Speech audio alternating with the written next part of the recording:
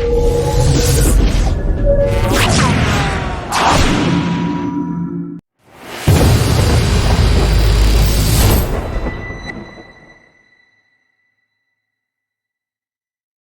morning, everybody. This is David Murphy, publisher of the National Black Unity News. Also, I sit on the board of Maryland Council of Elders and Black Men Unifying Black Men.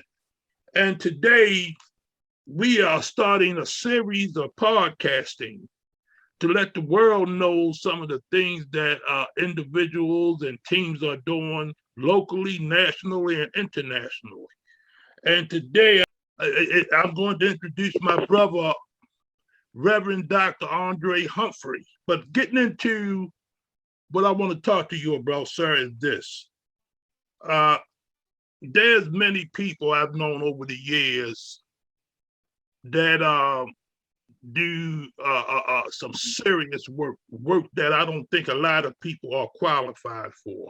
That's just my thoughts, because I think it's extremely difficult for a person to go into a situation where people are grieving and going through trauma, and it's up to you to go in there to console them or do whatever you have to do to calm them or whatever. I don't know what they have to do that, but I do believe it takes a special type of person to do that. And before I bring Reverend Dr. Humphrey on, I just want to share some of my personal thoughts about this gentleman. We met many years ago, and I met him while he was working. We was in this little organization together where, they was trying to bring hope to people in the city in churches. But I went to his office one day, and I did just what I'm doing now. Way back then, I interviewed him about who he is, what he does. And before we get into, all the trauma stuff, but this brother did something that touched me even till this day. And I hope he don't mind me asking him this. I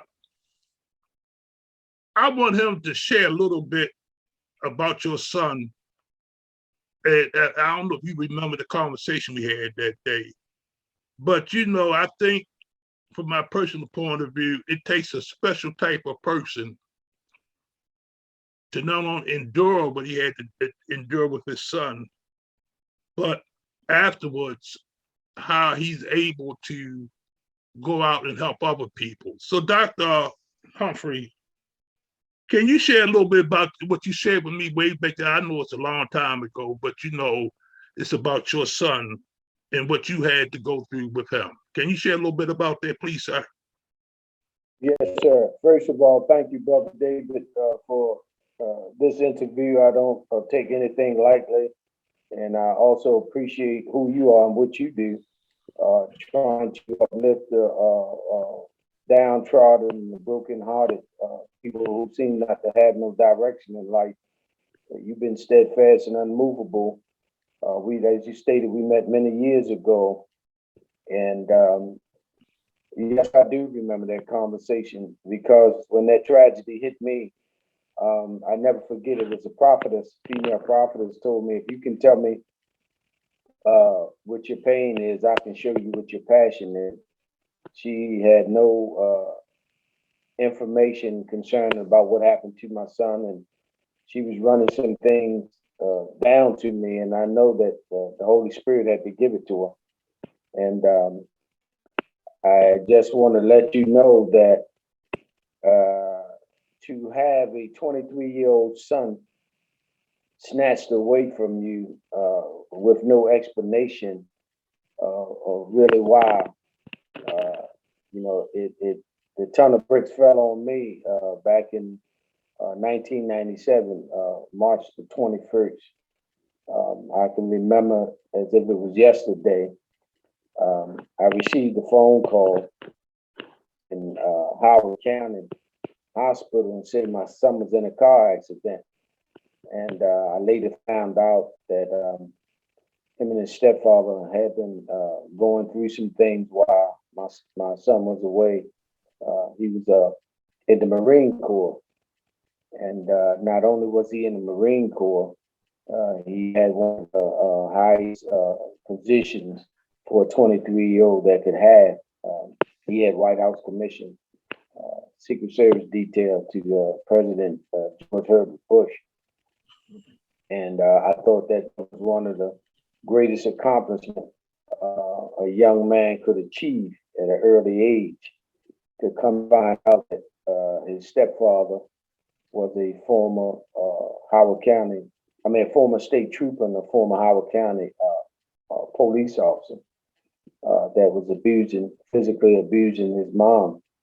And before he came back to Baltimore, he was coming home from Hawaii on the leave, and to find out that his friends was telling him how his stepfather was physically abusing his mom, running out the house with no clothes on and things of that nature. So my son friend went to the house at first, because the stepfather had summoned him to come to the house, and he pulled a shotgun on my son friend, and I don't know what was going on in his head. I do know he had an accident while he was on the force as a state trooper.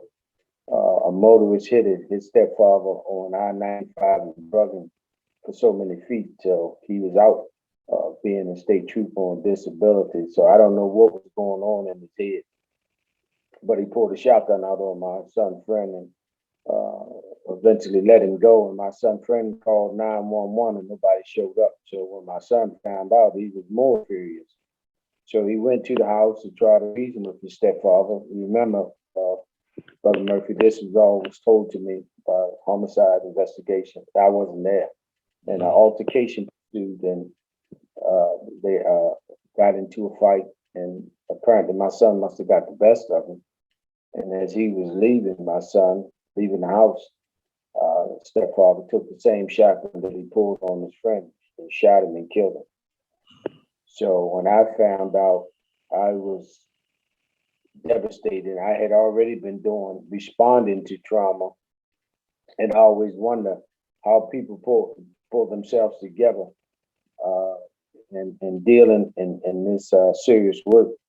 But I had already been a counselor and a community responder with John Hopkins in partnership over 30 years, consoling people.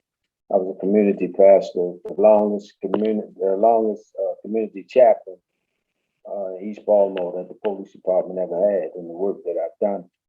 So I was already doing the work, but then when it hit home, it kind of like shattered things and destroyed me.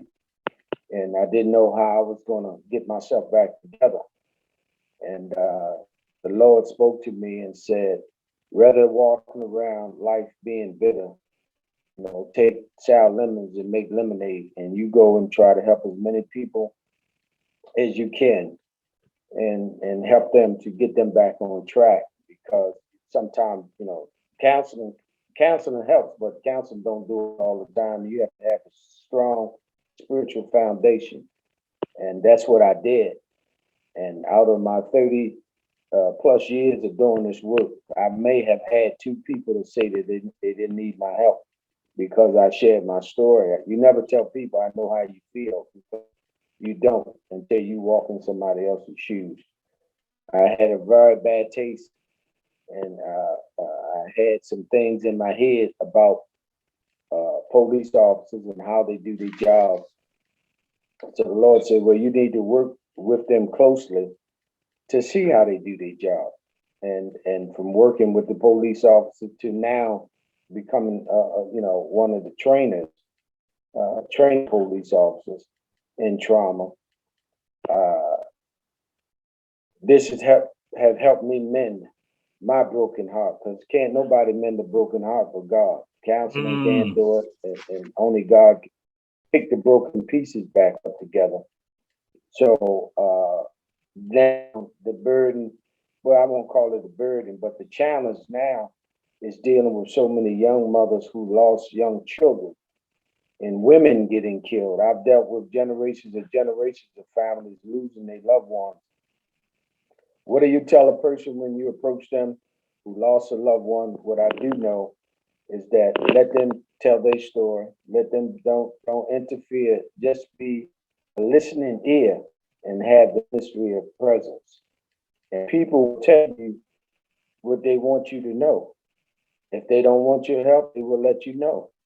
If they say, I don't need a counselor, I don't want to talk to a police officer, I don't want to talk to a minister, then you, okay.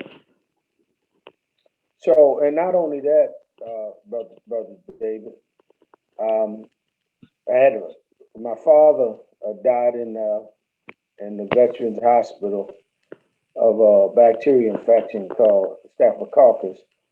My mother died in a nursing home, a neglect, wrongful death, and then before all that, and to have a son to be murdered. You know, I could accept it better if he had been sick or if he was out there in the streets doing something he didn't have any business doing. But this young man was going places, and he had a great position. There's not too many African American fathers can say that they have a son that went all the way to the White House, and that's the commitment that I've made that I will never give up on my son's legacy and his dreams because his legacy lives through me. I tell the story everywhere I go. You know, to tell young people that you can become something, and just because you're down, that don't mean you have to stay down. So God has used me as a vessel and as an instrument. Hurt people hurt other people. That's And right. I always tell people, Brother David, until you sit down and talk to me, you don't know my story. So Hoppers knew my story, so they hired me to put together East Baltimore trauma response team, which was very powerful. But then the city officials and other people wanted to know why was it just limited into to East Baltimore. So the good Lord found favor. Of course, favor is not fair, but somebody has to get it. And when God finds favor in you, if He give you a vision, He's going to make provision. So now we are waiting on the American Rescue funding to take this program, not just citywide. But we're talking about going in other states with it. Oh, wow. That's great. Great. I hope all things work out. Let me ask you this and go a little deeper. Before the tragedy Sure. with your son, how did you, what is your background? You Reverend Doctor. So what is your background? You say you were doing this before the tragedy happened. What made you go into this in the first place?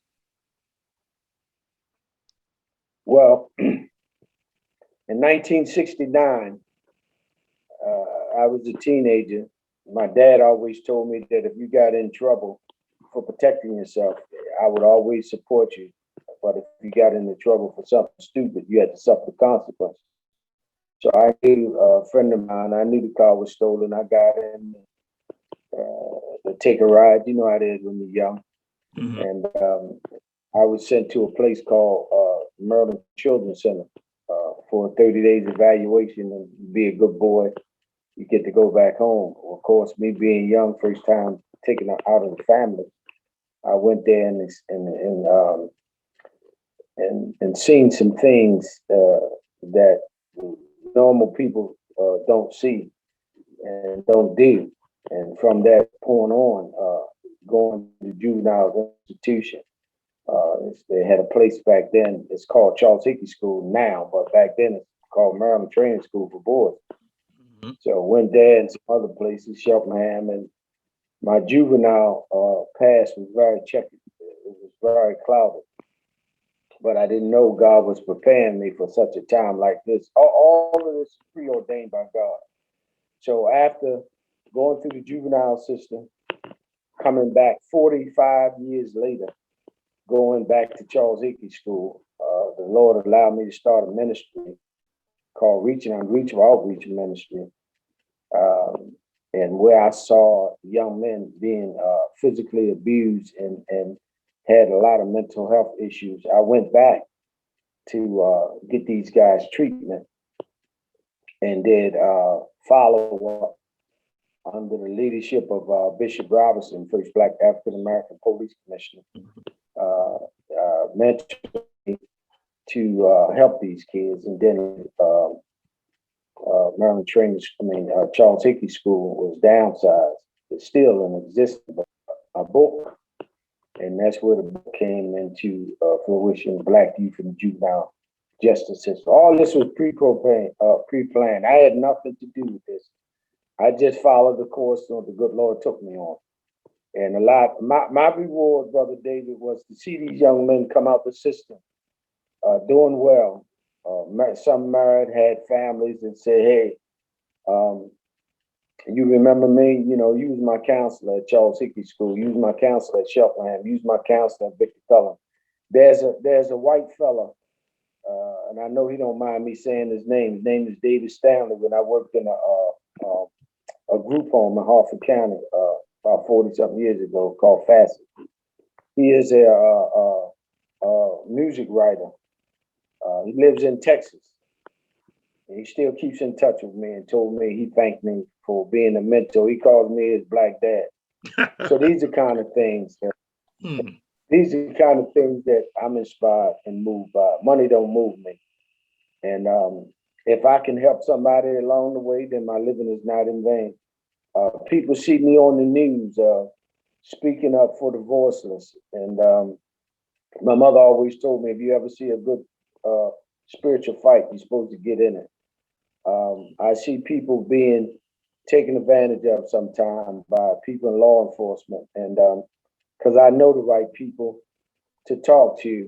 Of course, you know, we're under the big consent decree. We can't have that. And people would just be educated like yourself and Brother Goodwin and others who fight the good fight of faith. A lot of people, Brother David, their spirits are broken. Our motto with the Baltimore Trauma Response Team is help, hope, and healing. Because even though it's broken, we might can fix it, but I thank God somebody dropped me by the powder house before, where the Lord moved and shake me and put me back together again. You know the saying, you may be, I know not maybe, but you a little older than me. We used to have a little nursery rhyme in school said, Humpty Dumpty sat on the wall. Mm-hmm. And Humpty Dumpty had a great fall. All the king horses and all the king men couldn't put Humpty back together again. But I know somebody, even though it's broken, can fix it. All right. We will be back after this message.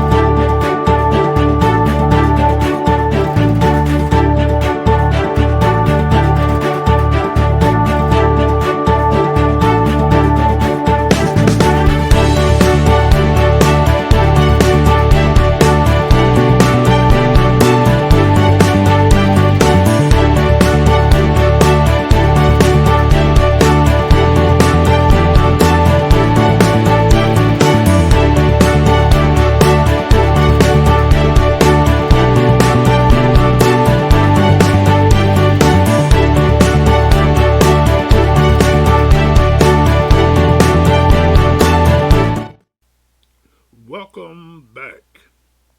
Right. Let me say this to you, sir. I deal with a lot of people with the National Black Unity News, not only here locally, all across this country. And I have what I'm like you say, I open up to people. I share my story with people so that we can break down these barriers.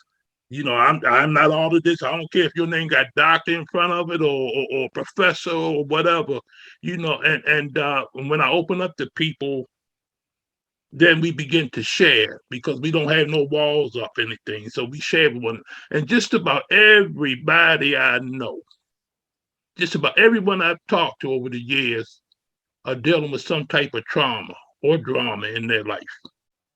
And if it's not happening to them personally, it's happening to somebody around them. And so even the soldiers out there, those who consider themselves on the front lines, are carrying a lot of issues with them, and sometimes don't know how to deal with certain things. And see, that is one of the reasons why, ladies and gentlemen, I appreciate Reverend Dr. Humphrey, is because he's the open book. He's open. He's honest. And just listening to it, you can see that his life was predestined, just the way God had carried him all the way through this, from his childhood all the way up until this point now. And I personally think that this should be, what he does here should be on a national basis, because we have our children from coming out the block is going through so much. They hear guns every day. They see all of this. They traumatized even as babies, just coming up in the neighborhoods. And Dr. Humphrey, I know I'm preaching to the choir, but all of this stuff going on, and I know that all of this is traumatizing us, and as well as children. And I don't know what that terminology they use in the military, but a PSTD or something like that. I think it is post-trauma, Yes, something. Yeah. Yeah, post-trauma stress syndrome, PTSD. Yeah. Yes. And a lot of people coming up with that within them, and we need so much mental work, and because, like I say, this is not normal. It shouldn't be normal anyway. And I want to ask you something. Your program, you helped a lot of people. I know that, because just listen to your story. You may not know this or not, but you helped me. See, when I sit in that office that day to listen to your story, not only did I listen, I watched you. I can feel the pain, I can feel the hurt, but I also saw the strength, the will to move on. And that carried me, it still carries me. And so I appreciate you for that. But you, like I said, you see so much, and that's why, I say it takes a special type of person. You like, since it's around Veterans Day, this is Veterans Day. You've been on the front line for so long, even as you had to go through something, and you went through a lot, brother. With your son and everything else. But even up to this day and time, with so much trauma and drama going around us, but yet, and you have such a powerful solution that can help so many. It's a title. It's called Urban Trauma Syndrome, where if a person lives in the hood and so much violence is going on, so much violence, and one day when you have time, I'll sit down and tell you what's the root cause of the violence and so many young men killing one another. I understand the plight and what's going on. I know what's going on. I lived it. I grew up in the projects. I know about poverty. I know about lack of resources. I know about survival. So you can't teach what you don't know, and you can't travel where you haven't been. Mm-hmm. So these folks, and this is not to discredit anybody, but I believe in speaking the truth. If you haven't been through what you and I've been through, it's like I notice you tell the story all the time about your cartoon characters. People might think it's funny, but it's real, because that's how you saw things in life at a point, and where people try to discredit you, what you couldn't be, but what you can become, that you can do all things through Christ who strengthens you. Mm-hmm. And it takes like-minded people like us, strong black men unifying one another, and to see through the lens that I see through. First of all, if a person ain't been through nothing, he can't tell me nothing. You have to live this life. You have to experience this life. Those who've been born with a silver spoon in their mouth or lived in a suburbs or middle class, they don't know nothing about drinking no pep milk where you got to add water to it. They don't know about no powdered milk. They don't know anything about spam and powdered eggs and all that. They don't know about not being able to go to a supermarket, but have to eat everything that you eat, put in your body. You got it off a food stand from Bel Air Market. and neck bones and pigtails and stuff. They don't know these things. And when you are raised and not having had to struggle, then you don't appreciate life as much as those that have had to struggle. You know, some people been down so long, getting up, not even on their mind. They don't think it's possible. For those that escaped the hood and came out of where I came out through the grace of God, there go I. When I look at a drug addict, I say if it wasn't for the grace of God and one for people around me, my parents, my grandparents praying for me, I would be.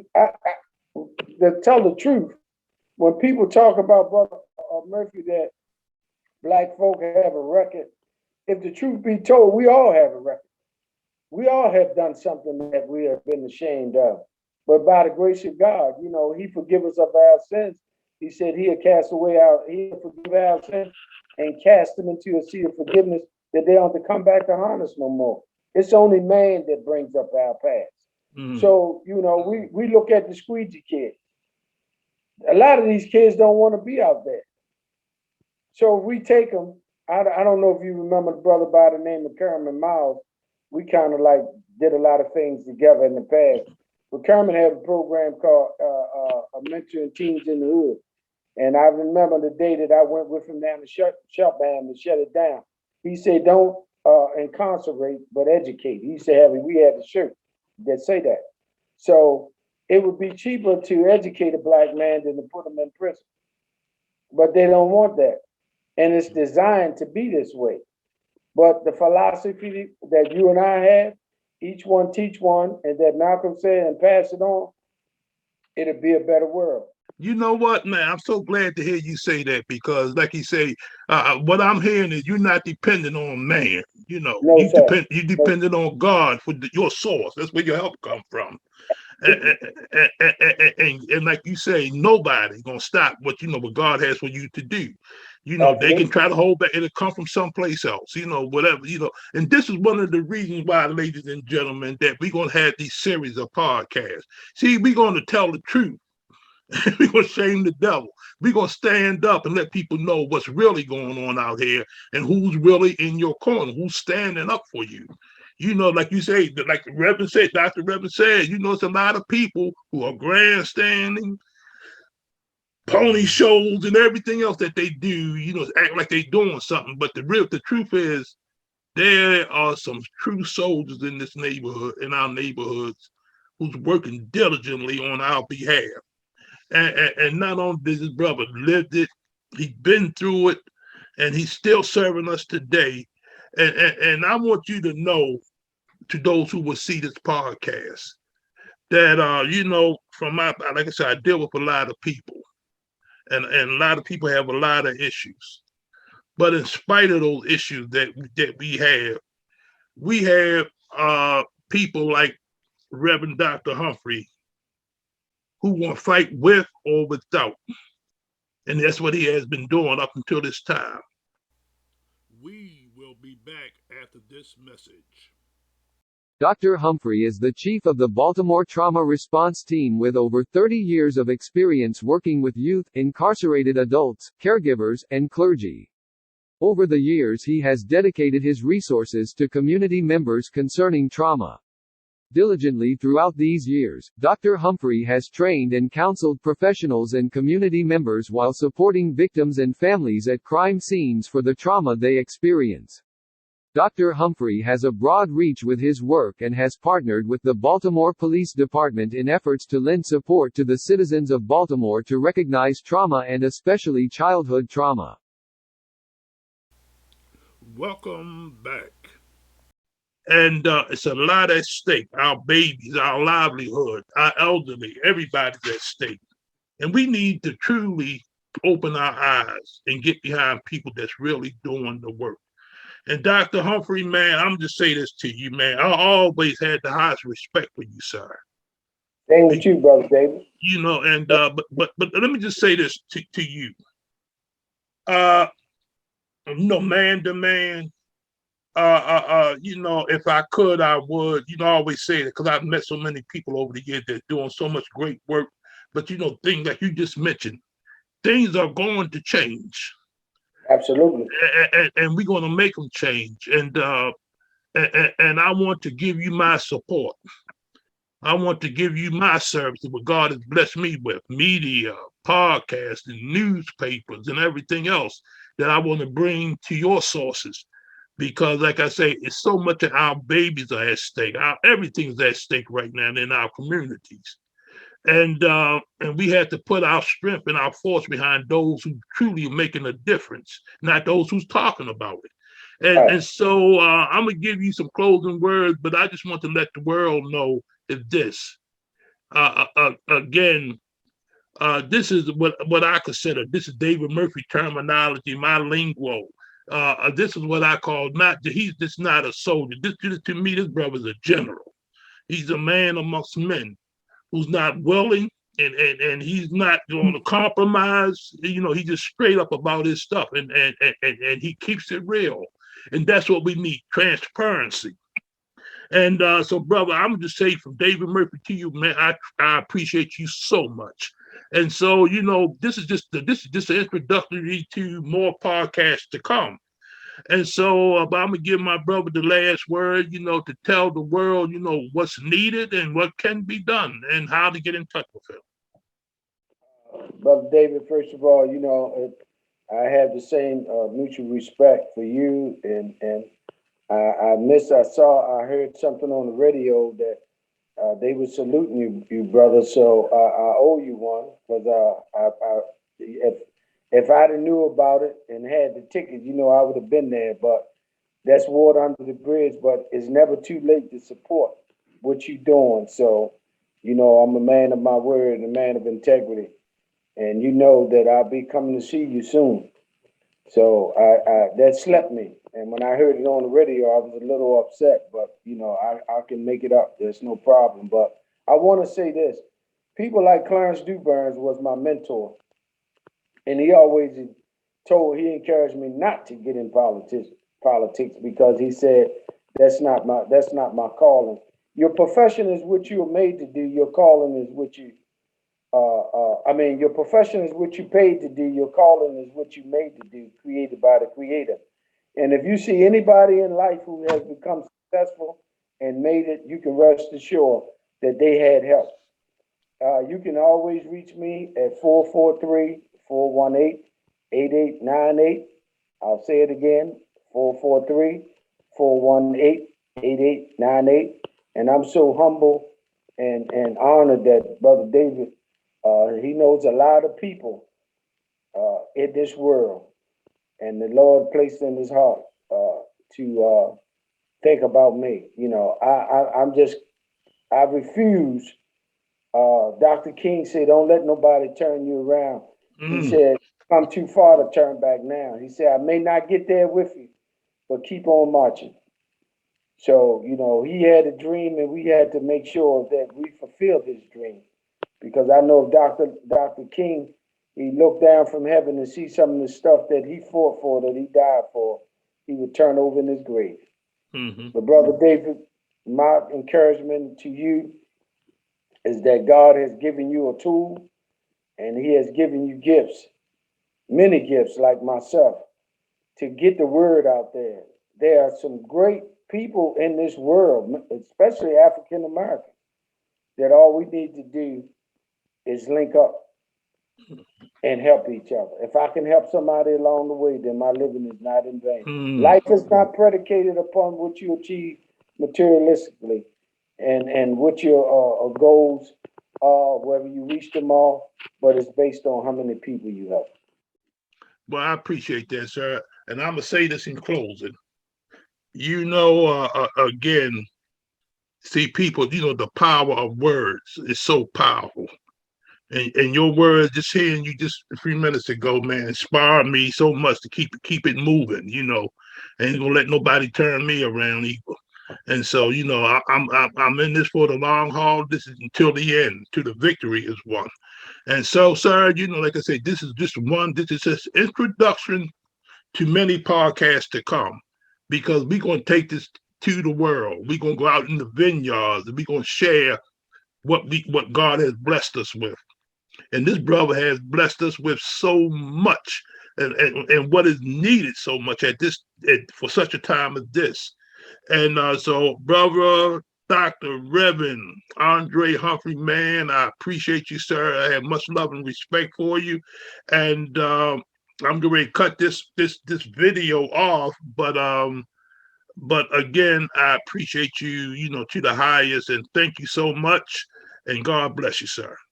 Thank you too, Brother David. Nothing but mutual respect and love for you too, man. Take care. Keep hope alive. Okay.